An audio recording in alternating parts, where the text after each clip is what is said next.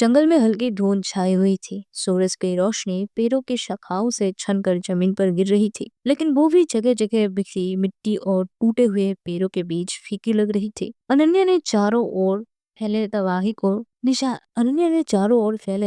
के निशानों को देखते हुए धीमे स्वर में पूछा, ये तबाही किसने मचाई? दरअसल अनन्या आज आर्य की तीरंदाजी की परीक्षा लेने के लिए उसे यहाँ लाई हुई थी। एक ऐसी जगह जिसे वो खास तौर पर अभ्यास के लिए सुरक्षित मानती थी, लेकिन अब इस बर्बाद हालत को देखकर उसकी आंखों में अविश्वास झलक रहा था। आर्या जो थोड़ी दूर पर खड़ा था, अनन्या और उनके थ्योरी टीचर के पीछे से अपने गले को रगड़ते हुए हल्की शर्म के साथ बोला, वो टीचर, ये सब मैंने ही किया। आर्य के शब्दों ने वातावरण को और भी भारी बना दिया। अनन्या और थ्योरी टीचर दोनों उसे ऐसे देख रहे थे जैसे किसी भूत को देख लिया हो, और उनका ऐसा रिएक्शन गलत भी नहीं था। वो जगह जिसे अनन्या ने अभ्यास के लिए चुना था सिर्फ एक साधारण जगह नहीं थी, ये एकेडमी की शान मानी जाती थी। एक ऐसा क्षेत्र जहाँ किसी भी प्रकार की लापरवाही की गुंजाइश नहीं थी। अनन्या ने खुद को संभालते हुए धीमे लेकिन सख्त स्वर में पूछा, क्या तुम सच कह रहे हो? ये सब तुमने किया? आर्य ने शर्म से नजरें झुकाते हुए जवाब दिया, हाँ टीचर। अनन्या के चेहरे पर नाराजगी और हैरानी का मिला जुला भाव था। वो आर्या को ऐसे देख रही थी जैसे कहना चाह रहे हो कि पहले ये सब कर दिया और अब शर्मा भी रहे हो। थोड़ी देर के लिए वहां सन्नाटा छा गया, लेकिन तभी थ्योरी टीचर, जो अब तक अपने गुस्से को दबाए हुए था, अचानक तमतमाते हुए बोली, मास्टर अनन्या, माफ कीजिएगा, लेकिन आपका ये स्टूडेंट सिर्फ नालायक ही नहीं बल्कि बहुत अनुशासनहीन भी है। इसे तो उनकी बात पूरी होने से पहले ही अनन्या ने उन्हें अपनी ठंडी लेकिन पैनी नजरों से देखा। उनकी आंखों में ऐसा प्रभाव था कि थ्योरी टीचर तुरंत चुप हो गया। अनन्या ने गहरी सांस ली, अपने गुस्से को काबू करते हुए आर्या की ओर कदम बढ़ाए। उसके पास पहुंचकर उसने एक पल के लिए चारों ओर फैली तबाही को देखा। जमीन पर टूटी हुई शाखाएं, जले हुए निशान और गहरे गड्ढे, ये सब आर्य के तीरंदाजी का अभ्यास का परिणाम था। अगर ये सब आर्य ने किया तो जाहिर है उसने अपने स्टेज 1 को पार कर लिया है। अनन्या ने अपने मन में सोचा, लेकिन ये भी साफ है कि उसने अपनी एनर्जी को स्टेज 1 के साथ मिक्स कर लिया है। पर मैंने तो उसे ये सब सिखाया ही नहीं। इतने कम दिनों में इतनी ग्रोथ, पता नहीं आर्य के अंदर और कितने पिटारे छुपे हुए हैं। जब से आई है बस सरप्राइज ही दिए जा रही है। अपने विचारों में खोई अनन्या ने अचानक आर्य की ओर देखा और सख्त लहजे में कहा, आर्य मेरे साथ आओ। आर्य चुपचाप अनन्या के पीछे पीछे चल दिया। उनके साथ थ्योरी मास्टर भी थे, जो इस पूरे घटनाक्रम से परेशान और जिज्ञासु लग रहे थे। कुछ देर तक तीनों चुपचाप चलते रहे और जल्द ही वे एक और घने जंगल वाले इलाके में पहुंच गए। यहाँ की घास ऊंची थी और आसपास टूटे हुए पेड़ों के अवशेष बिखरे हुए थे। अनन्या ने रुककर आर्या की ओर पलटी और बोली, आर्या, मैं चाहती हूँ कि तुम अपना आर्चरी स्किल हमें दिखाओ। इतना कहते हुए अनन्या ने अपने हाथ में पकड़े तीर और धनुष को आर्या के ओर बढ़ा दिया। आर्या ने थोड़ी हिचकिचाहट के बाद उन्हें थामा। उसके चेहरे पर एकाग्रता झलकने लगी। उसने गहरी सांस ली और अपने सीखे हुए तकनीकों को याद करते हुए अपने एनर्जी को तीरों पर सर्कुलेट करना शुरू किया। आर्य ने धनुष की डोर खींची, तीर को सही स्थिति में रखा और जैसे ही उसने तीर छोड़ा, वो हवा को चीरता हुआ पेड़ के ठीक बीचों बीच धंस गया। तीर का प्रभाव इतना जबरदस्त था कि पेड़ आधे हिस्से में टूटकर गिर पड़ा। अनन्या और थ्योरी मास्टर ये दृश्य देखकर दंग रह गए, लेकिन आर्य ने रुकने का नाम नहीं लिया। उसने लगातार 6 तीर और छोड़े। हर बार तीर हवा में सरसराहट पैदा करता हुआ अपने लक्ष्य पर ऐसा प्रभाव डालता कि कुछ पैरों की टहनियां टूट गई, तो कुछ पैर अपनी जड़ों से ही उखड़ गए। चारों ओर धूल का गुआर छा गया। आर्य ने धनुष को नीचे किया और अनन्या की ओर देखा, जो अब तक पूरी तरह स्तब्ध खड़ी हुई थी। थोड़ी देर की खामोशी के बाद अनन्या ने अपनी आवाज में गंभीरता लाते हुए कहा, बहुत अच्छा आर्या। उसकी नजरें आर्या की ओर थी। फिर उसने धीरे से थ्योरी मास्टर की ओर देखा और तीखे लहजे में कहा, मुझे उम्मीद है अब आपको समझ आ गया होगा कि मेरे स्टूडेंट ने आपकी क्लास क्यों ज्वाइन नहीं की। थ्योरी मास्टर, जो पहले से ही थोड़े झिझके हुए लग रहे थे, झुके हुए स्वर में बोला, जी मैं समझ गया। इतना कहकर वो तुरंत वहां से चले गए। उनके कदमों की आवाज अनन्या और आर्य के बीच बढ़ती खामोशी को और गहरा कर रही थी। थ्योरी मास्टर के जाने के बाद अनन्या ने आर्या की ओर गंभीरता से देखा और कहा, प्रिंसेस आर्या, ये सब कैसे? आर्या ने थोड़ा एहसास होते हुए सिर झुकाया। फिर उसने अनन्या की ओर देखते हुए कहा, टीचर, आपने जो मुझे मैनुअल गाइड दी थी बस उसी से सीखा। हालांकि आर्या का जवाब सीधा था, लेकिन उसकी आवाज में एक हल्का कंपन था। सच्चाई छुपाने की कोशिश उसके चेहरे पर साफ झलक रही थी। वो अब भी किसी को अपने और हॉली ड्रैगन के गहरे रहस्य के बारे में बताना नहीं चाहती है।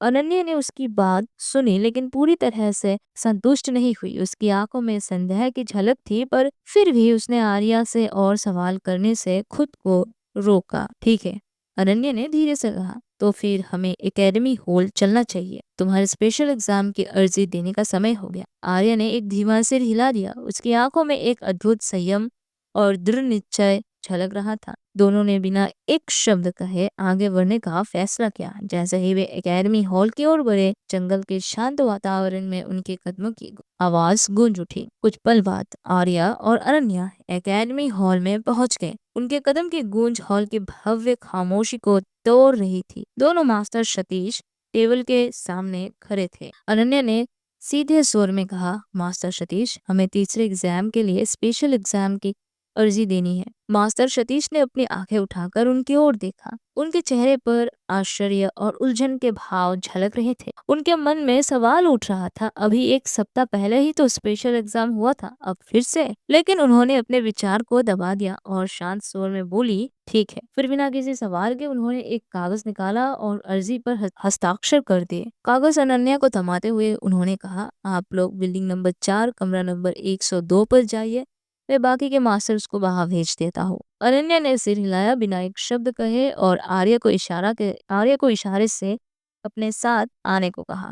दोनों हॉल के अंदर की ओर बढ़ गए। उनकी चाल में गहराई और दृढ़ निश्चय झलक रहा था। कुछ ही मिनटों में वे बिल्डिंग नंबर 4 के कमरा नंबर 102 के बाहर खड़े थे। दरवाजे पर पहुंचते ही उन्होंने देखा कि वहां पहले से ही एक 4 स्टार वेपन मास्टर खड़ा था। उसका व्यक्तित्व प्रभावशाली था और उसका मौजूदगी ने माहौल को और गंभीर बना दिया। मास्टर ने जैसे ही अनन्या को देखा, उसके चेहरे पर एक हल्की मुस्कान उभरी। मास्टर अनन्या, आप कैसी हैं? उन्होंने विनम्रता से पूछा। अनन्या ने मुस्कान के साथ जवाब दिया, मैं ठीक हूँ मास्टर राकेश, आप कैसे हैं? मास्टर राकेश ने सिर झुकाया और हल्के स्वर में कहा, मैं भी ठीक। फिर उनकी नजरें आर्या पर पड़ी। उन्होंने आर्या की ओर इशारा करते हुए कहा, तो क्या यही वो स्टूडेंट है जो तीसरे लेवल का एग्जाम देना चाहता है? अनन्या ने गंभीरता से सिर हिलाया, हाँ। राकेश ने कुछ पल तक आर्या को ध्यान से देखा। उसकी आंखों में कुछ पढ़ने की कोशिश करते हुए उसने कहा, ठीक है, एग्जाम शुरू करने से पहले मैं आपको इसके नियम समझा देता हूँ।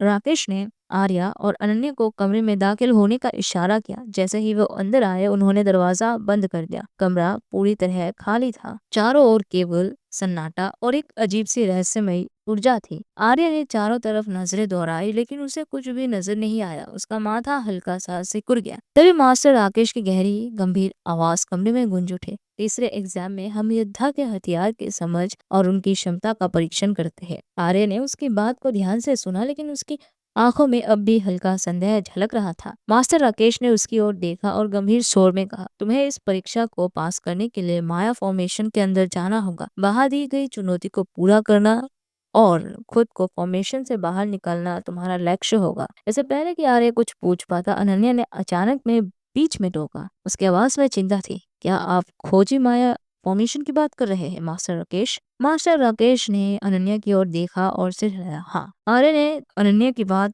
और मास्टर राकेश के जवाब को सुना, लेकिन उसका चेहरा अब भी उलझन से भरा हुआ था। मास्टर राकेश ने उसकी उलझन को तुरंत भाप लिया और उसकी तरफ रुख करते हुए उन्होंने कहा, माया फॉर्मेशन एक ऐसी प्रणाली है जिसे केवल फॉर्मेशन मास्टर ही बना सकते हैं। ये एक तरह का जादुई संरचना होती है जिसमें अनेक परतें और रहस्य छुपे होते हैं, और उनमें से एक है खोजी माया फॉर्मेशन। उन्होंने एक पल रुककर आर्या की ओर आंखों में सीधे देखते हुए कहा, ये फॉर्मेशन उन लोगों द्वारा बनाया जाता है जो अपनी कीमती चीजें या रहस्य छुपाना चाहते हैं। तुम्हारा काम है इस फॉर्मेशन के भीतर जाना, बाहर छुपे हुई चीज को ढूंढ निकालना और खुद को सुरक्षित बाहर लाना। अगर तुम ये कर पाते हो, तुम्हें परीक्षा में सफलता मिलेगी। आर्या ने ये सुना और उसके माथे पर पसीने की एक हल्की बूंद चमकने लगी। मास्टर राकेश ने अपने चेहरे को गंभीर बनाते हुए कहा, लेकिन कमरा अचानक और भी शांत हो गया। उनकी आवाज अब पहले से अधिक सख्त और ठोस लग रही थी। ये फॉर्मेशन जितना आसान सुनने में लगता है उतना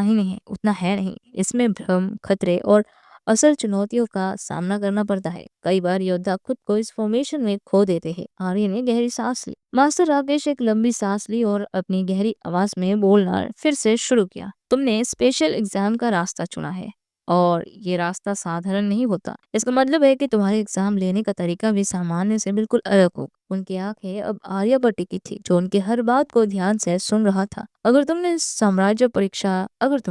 सामान्य परीक्षा दी होती तो हम केवल तुम्हारी ऊपरी स्किल्स को देखकर तुम्हें पास कर देते, लेकिन तुमने इसे चुना है स्पेशल एग्जाम। इसका अर्थ है कि तुम्हें अपने अंदर की वास्तविक क्षमता, अपने बुद्धिमत्ता और साहस को साबित करना होगा। ये कहने के बाद उन्होंने कुछ क्षण चुप्पी साध ली। कमरे में एक अजीब सा सन्नाटा छा गया, जो केवल उनके शब्दों के महत्व को और अधिक गहरा बना रहा था। फिर उन्होंने आर्य की ओर देखा। उनकी आंखों में हल्की गंभीरता और एक चुनौती का भाव था। वक्त अभी भी है तुम्हारे पास आर्या। ये कहते हुए उन्होंने एक कदम आगे बढ़ाया और आर्या की आंखों में झांकते हुए कहा, तुम अभी भी इस परीक्षा से पीछे हट सकते हो। अगर तुम चाहते हो तो अगले सेमेस्टर की परीक्षा का इंतजार कर सकते हो। यह तुम्हारा फैसला है। क्या आर्या इस चुनौती को करेगी या फिर पीछे हट जाएगी? आपको क्या लगता है दोस्तों? कमेंट में जरूर बताएगा।